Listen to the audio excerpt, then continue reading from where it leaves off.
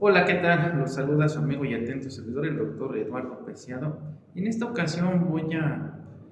hacer comentarios en relación a la tesis aislada con número de registro 2027-585, proveniente del primer tribunal colegiado en materia penal y civil del 20º circuito, y que lleva por rubro el siguiente: prisión preventiva oficiosa. Los jueces federales y locales se encuentran imposibilitados jurídicamente para inaplicar un caso concreto mediante un ejercicio de control de la convencionalidad ex oficio. Las disposiciones legales que regulan dicha medida cautelar, en atención a lo establecido en las tesis de jurisprudencia P, diagonal J.20, diagonal 2014 de la 10ª época, y P, diagonal J64, diagonal 2014 de la 10ª época. Y en la misma se refiere en el apartado de hechos que en su momento se ejercitó la acción penal en contra de una persona por un delito que amerita prisión preventiva oficiosa, y en la audiencia inicial, una vez que se formuló imputación y se le vinculó a proceso, el juez de control impuso como medida cautelar la prisión preventiva oficiosa, atendiendo a lo dispuesto por el artículo 19 constitucional, así como 167 del Código Nacional de Procedimientos Penales. Y bajo esta tesitura, entonces, el afectado impugna la imposición de la medida cautelar de prisión preventiva oficiosa a través del amparo indirecto, donde una vez que el juez de distrito sustancia el juicio de amparo, niega la protección de la justicia federal, por lo que el quejoso interpone el recurso de revisión contra la sentencia que emitió el acuo, y al estimar que el juez de control en su momento debió inaplicar las disposiciones que contemplan la figura de la prisión preventiva oficiosa o automática, atendiendo desde luego a lo determinado por la Corte Interamericana de Derechos Humanos, que, como ya sabemos y lo hemos platicado a través de diversos videos, se llegó a la conclusión de que la prisión preventiva oficiosa o automática es inconvencional.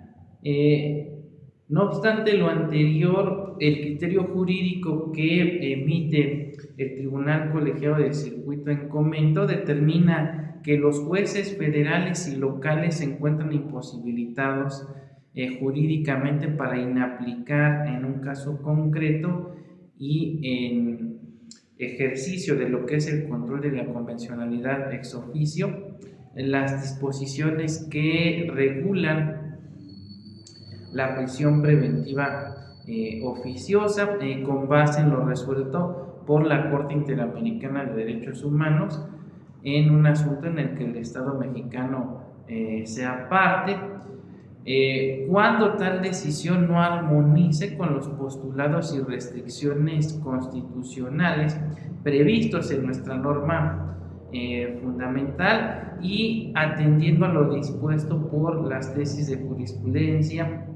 P, diagonal J20, diagonal 2014 de la 10ª época, y P, diagonal J64, diagonal 2014 de la 10ª época, ambas del Pleno de la Suprema Corte de Justicia de la Nación. Y la justificación que hace este tribunal va en el siguiente sentido: refiere que la Suprema Corte de Justicia de la Nación, en las tesis que mencioné con antelación, determinó que si algún tratado internacional o resolución de un tribunal internacional para proteger un derecho fundamental se opone a los principios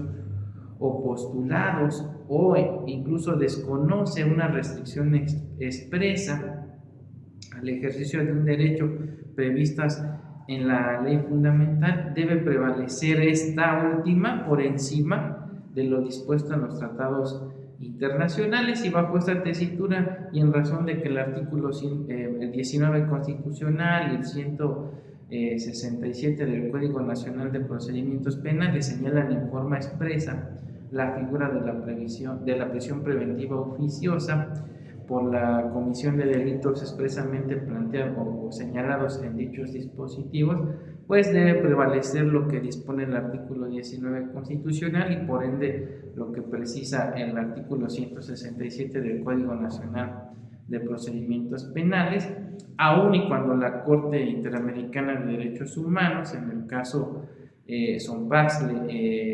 de Picle contra México, determinó que la prisión preventiva era de carácter excepcional y que resultaba inconvencional, y por la que sabemos también que se le condenó al gobierno mexicano a reformar las normas de derecho interno, y como bien sabemos que de dicha convención también se desprende la obligación de los jueces locales o nacionales de ejercer el control de la convencionalidad en forma ex oficio. Bueno, expuesto lo anterior, vamos a exponer mi postura particular al respecto. Considero que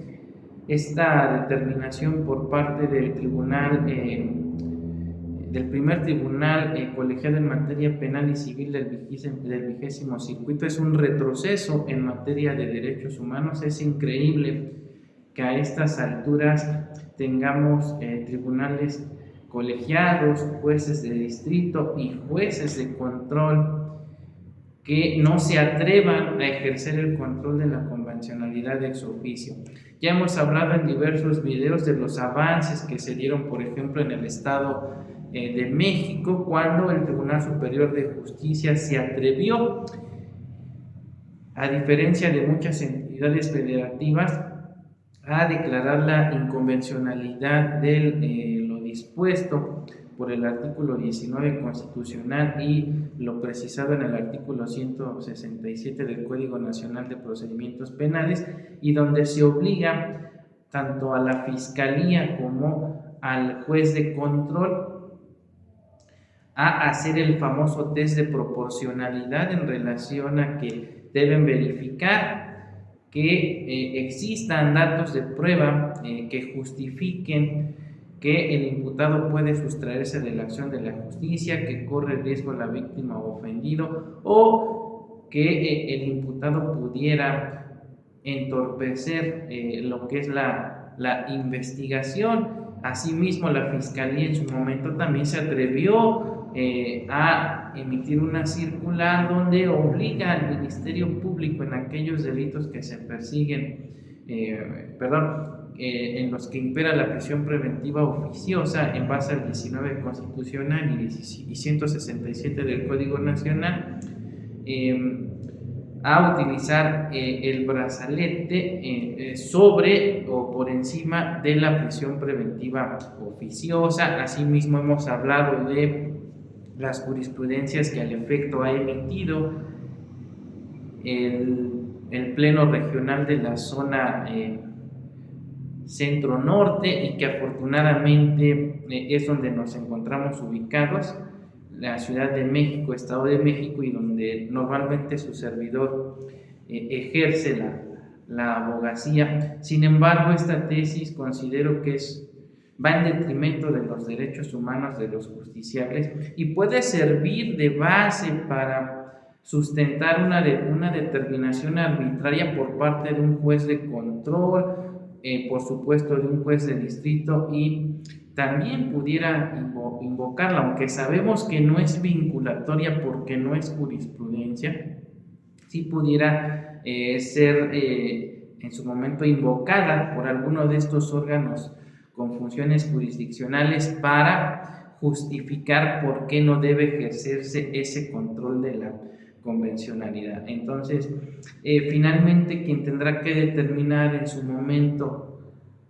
si debe ejercerse o no el control de la convencionalidad será el Pleno Regional correspondiente, y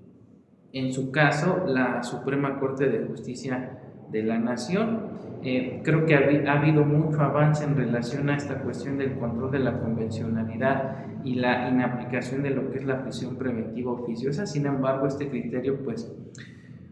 es un retroceso total a lo que hasta ahora se venía dando y bueno, hay mucha tela que cortar todavía en relación a este tema. Bueno, por el momento me despido, agradezco su atención, se despide de ustedes su amigo y atento servidor, el doctor Eduardo Preciado. Hasta pronto.